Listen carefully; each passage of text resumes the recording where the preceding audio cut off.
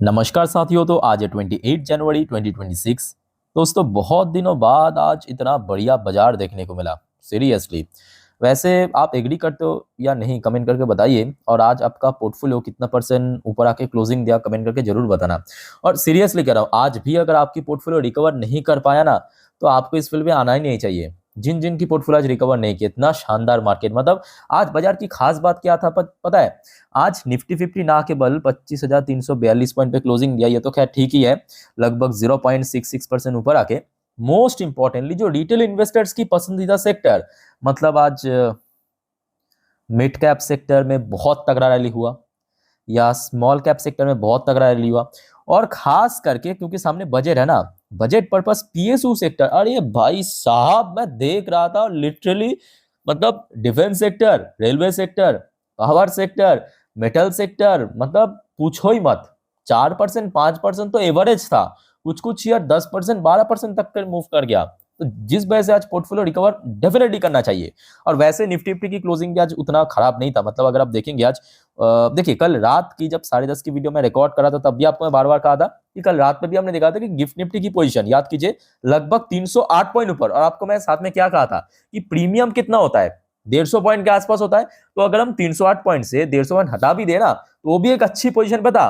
अब देखिए, अगर मिडनाइट पे या अर्ली मॉर्निंग पे कुछ और खबर आ जाता तो अलग बात है। फॉर्चुनेटली ऐसा कुछ नहीं हुआ। और जिस वजह से आज ओपनिंग बहुत तगड़ा था, 25,258 पॉइंट पे ओपन होने के बाद तुरंत देखिए वहीं पे ही आपके इंटरडे लो टच किया। उसके बाद तो निफ्टी फिफ्टी आज पीछे मुड़ के नहीं देखा, मतलब मोस्टली टाइम आप देख सकते हो कि लगभग 25,200 की ऊपर सस्टेन कर गया था, 200 250। हाँ, बीच में थोड़ा बहुत नीचे ड्रॉप हुआ था, ये भी फैक्ट है। लगभग 25,200 के रेंज में सपोर्ट मिला। और आखिरी जो 1 घंटा है ना, उस पर एकदम सीधा खींच दिया, सीधा खींच दिया। और निफ्टी फिफ्टी जो इंपॉर्टेंट लेवल 25,250 को आज ब्रेक किया, बट 350 को ब्रेक नहीं कर पाया। ओके।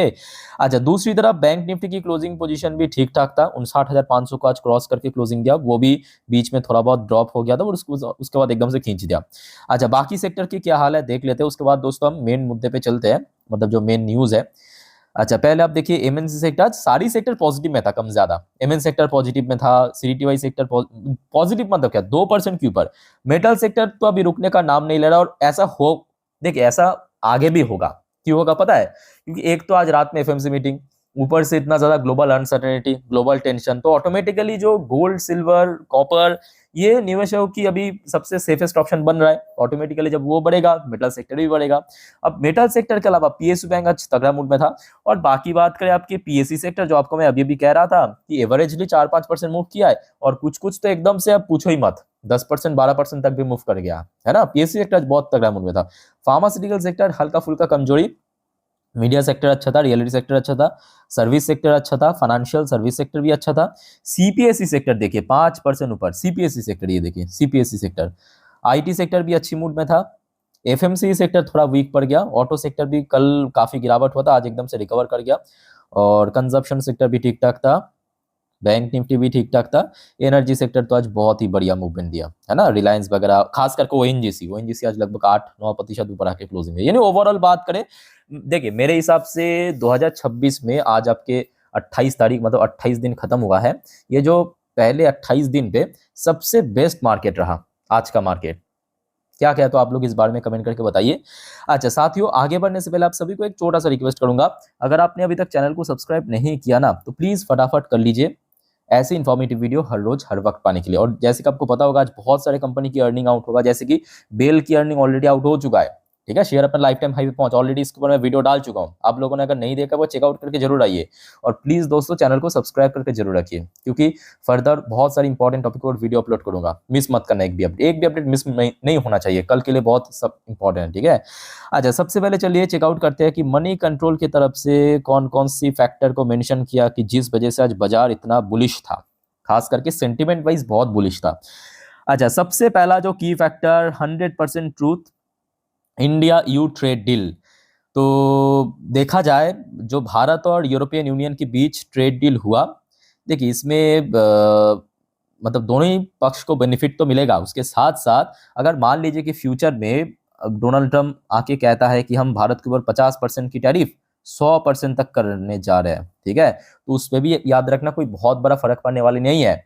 और ये मेरा कहना नहीं है, दुनिया की, सिर्फ भारत की नहीं, दुनिया की जो टॉप लेवल इकोनॉमिस्ट, एनालिस्ट या एक्सपर्ट, उनका कहना ये है कि ये कहीं ना कहीं मतलब भारत और यूरोपियन यूनियन के बीच जो ट्रेड डील साइन हुआ last day, free trade agreement, वो एक्चुअली यूएस मतलब कह सकते हो कि यूएस के लिए बहुत बड़ी सेटबैक है। डोनाल्ड ट्रम्प की ये जो टैरिफ पॉलिसी है ना, डोनाल्ड ट्रम्प की टैरिफ पॉलिसी, उसके लिए बहुत बड़ी सेटबैक है, क्योंकि फ्यूचर में अगर यूरोप के ऊपर या भारत के ऊपर कोई टैरिफ हाइक किया यूएस ने, तो कोई बहुत बड़ा फर्क पड़ने वाली नहीं है।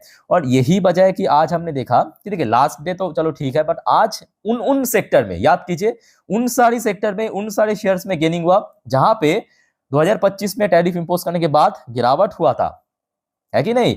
तो मैं कहूंगा ये एक मेजर रीजन तो है कि आज बाजार एकदम बुलिश हो गया। अच्छा, दूसरा फैक्टर मेंशन किया कि फर्म ग्लोबल क्यूज, मतलब बाकी जो एशियन पैसिफिक बाजार वो भी काफी बुलिश था, बट ये फैक्ट नहीं है क्योंकि बहुत सारे एशियन मार्केट आज नेगेटिव में भी क्लोजिंग थे, ये भी फैक्ट है। अच्छा, डिक्लाइन इन विक्स इंडेक्स मतलब वॉलेटाइल इंडेक्स, ये मैं कहूंगा सेकेंडरी रीजन है, ये कोई प्राइमरी रीजन नहीं है। और टेक्निकल आउट, तो मुद्दे की बात ये है कि जो मेन कारण है लास्ट डे भारत और यूरोपियन यूनियन के बीच ट्रेड पैक्ट साइन होना, ये कहीं ना कहीं अभी बाजार को चंगा कर रहा है। और वही चीज देखिए यहाँ पे भी नेक्स्ट रिपोर्ट में भी मेंशन किया है, देखिए, India U trade deal revives stock hurt by US tariff, मतलब जो आपको मैं अभी भी समझा रहा था, यूएस ने जब टैरिफ इंपोज किया था भारत के ऊपर 50% की टैरिफ टोटल, तब जिन जिन स्टॉक्स में या जिन जिन सेक्टर्स में सबसे ज्यादा नुकसान पहुंचा था, वो सारे सेक्टर कहीं ना कहीं आज की डेट में रिवाइव कर रहा है या रिकवर कर रहा है, ठीक है। अच्छा, उसके साथ साथ अब मजेदार बात यह है, देखिए यूएस अभी गिरगिराने लगा। अब यूएस की जो सो कॉल्ड बड़े बड़े एक्सपर्ट यूएस में बैठे, याद होगा वो टैरिफ वाली टाइम पे जब भारत के ऊपर 50% की टोटल टैरिफ इंपोज किया, तब क्या कहा था कि हम ऐसे करेंगे तो भारत अभी कुछ ही महीनों के अंदर घुटनों पे आ जाएगा, टेबल में मतलब ट्रेड डील साइन करने के लिए मजबूर हो जाएगा। वही लोग आज की डेट में भारत को रिक्वेस्ट कर रहा है कि सर सर सर थोड़ा रशियन ऑयल कम कर लीजिए, मैं आपके ऊपर टैरिफ उठा लूंगा, लिफ्ट कर लूंगा। मजाक नहीं कर रहा हूँ, ये कहा है। ये देखिए ट्रम्प की जो ट्रेड रिप्रेजेंटेटिव है उनके तरफ से कहा गया कि India need to cut Russian oil import to secure US tariff relief. ये लोग अभी गिरगिराने लगा क्योंकि इनको पता चल गया ये जो भारत और यू के बीच ट्रेड पैक्ट साइन हुआ है, ये एक्चुअली डोनाल्ड ट्रम्प की पॉलिसी या यूएस के लिए बहुत बड़ी सेटबैक रहा, बहुत बड़ी सेटबैक, मतलब इतना बड़ी सभा में बेइज्जत कर दिया, मतलब पूछो ही मत, ठीक है। जिस वजह से अभी यूएस की जो ट्रेड रिप्रेजेंटेटिव कह रहा है कि भाई आप लोग थोड़ा सा रशियन ऑयल आपने कम किया है बट और कम कर दीजिए तो आपका टैरिफ हट जाएगा। ये देखिए क्या कहा, वाइल न्यू दिल्ली मतलब Bharat has made a lot of progress on curbing बाइस ऑफ रशियन क्रूड, मतलब अभी तक काफी कम किया, ये बात, ये तो फैक्ट है। It's hard for them to completely wend off the supplies because they like the discount that you get from Russian oil, ठीक है। अब फ्यूचर में अगर बढ़ा भी दिया ना थोड़ा सा खरीदना तो भी कोई फर्क पड़ने वाला नहीं है, लेट्स सी क्या होता है। बट हाँ, ये भी मैं कहूँगा सही बात है कि अगर मान लीजिए कि सडनली ये खबर मिलता है सडनली कि भारत और यूएस के बीच एक फाइनल ट्रेड पैक्ट साइन हो गया, या यूएस ने भारत के ऊपर 25% एडिशनल या प्यूनिटिव टैरिफ हटा दिया, तो कहने के बाजार और अच्छा रिस्पांस करेगा, ये भी फैक्ट है। बट अभी उतना ज्यादा टेंशन भी नहीं है। अच्छा, टेंशन दोस्तों, टेंशन की बात हो ही रहा है तो टेंशन अभी मिडिल ईस्ट में चल रहा है। आपको पता होगा, ये आपको मैं 27 तारीख की न्यूज दिखा रहा हूँ, क्यों दिखा रहा हूँ पहले आप समझिए। 27 तारीख सबसे पहले यूएस की तरफ से कंफर्म किया गया है, यूएस की तरफ से जो अरमंडा नाम करके जो एयरक्राफ्ट कैरियर आपको पता होगा पानी में चलता है, पूरा एक बैटलियन के साथ जो भेजा गया था वो सही था और वो मिडिल ईस्ट में आपके अराइव कर चुका है, ठीक है, वहां पे पहुंच चुका है। आज उसके बाद आज की डेट पे डोनाल्ड ट्रम्प की तरफ से एक ताजा बयान आया। क्या बयान आया देखिए, ट्रम्प से अनदर अरमडा फ्लोटिंग टुवर्ड टेहरान, तो एक तो कल लैंड हो चुका है वहां पे मिडिल ईस्ट में कहीं ना कहीं जगह पे, कोई मतलब वहां पे यूएस की बहुत सारे मतलब जो क्या कहते हैं उसको, सेना अड्डा है मिडिल ईस्ट में बहुत सारे देशों में, ठीक है। तो वहां पे कहीं ना कहीं आ चुका है पहला वाला, अब दूसरा वाला फिर से रवाना हो चुका है यूएस से तेहरान, मतलब अब ईरान की तरफ। तो कहीं ना कहीं देखा जाए अभी मिडिल ईस्ट में फिर से टेंशन बढ़ने लगा है, ठीक है। और ये जो व्यक्ति है ना डोनाल्ड ट्रम्प, ये उतना आसानी से छोड़ेगा नहीं। क्यों नहीं छोड़ेगा? क्योंकि चारों तरफ से इसको सेटबैक मिल रहा है। सबसे पहली बात देखिए, वेनेजुएला में इनको सक्सेस मिला, वेनेजुएला की केस में इनको सक्सेस मिला, ग्रीनलैंड के केस में सेटबैक मिला क्योंकि यूरोप के साथ पंगा लेके आप देख सकते हो अभी पीछे आना पड़ा। दूसरा, यूरोप और भारत के बीच जो ट्रेड पैक्ट साइन हुआ, एफटीए साइन हुआ, वहां पे भी सेटबैक। तो बैक टू बैक 2 सेटबैक मिलने के बाद अभी ये बंदा चुप नहीं बैठेगा, याद रखना। पूरा इगोइस्टिक आदमी है, पूरा इगोइस्टिक आदमी है। अब यहाँ पे कुछ भी कर सकता है, कुछ भी कर सकता है, ठीक है। तो हो सकता है कि मैं बार बार कह रहा हूँ, हो सकता है कि आज बाजार बहुत बुलिश था, बहुत बढ़िया था, बट अगर कल सुबह तक ऐसा खबर सुनने को मिल जाता कि यूएस ईरान पे बॉम्ब फोड़ दिया या कुछ ऐसा हरकत कर दिया, तो बाजार दोस्तों फिर से रिएक्ट करेगा। और ऊपर से आप ये भी याद रखिए कि आज रात में एफएमसी मीटिंग की आउटकम है, नोट करना, आज रात में एफएमसी मीटिंग की आउटकम है। और इस बार एफएमसी मीटिंग भी बहुत ही कंट्रोवर्शियल चल रहा है, क्योंकि बहुत सारे एक्सपर्ट का कहना है कि इस बार रेट कट होगा, बहुत से लोगों को कहना है कि इस बार रेट कट नहीं होगा, मतलब पॉलिसी अनचेंज रखा जाएगा। सो लेट्स सी क्या होता है साथियों, इसके ऊपर नजर जरूर रखना। और मैं आपको आज रात की 10:30 की वीडियो, याद रखना, आज रात की 10:30 की वीडियो अगर आ गया तो उसके पहले 10:30 की वीडियो में दे दूंगा, या तो कंफर्म आपको आज रात की 12 बजे की वीडियो में दे दूंगा। इतना कंफर्म है कि आपको दे दूंगा अपडेट, जो भी अब यहाँ पे अपडेट आएगा, ठीक है। तो काइंडली दोस्तों चैनल को फॉलो करके जरूर रखना, मैं बार बार कहता हूँ आपको फॉलो करके रखिए, टाइम टू टाइम जानकारी देना मेरा जिम्मेदारी है, बस आप फॉलो करके रखिए।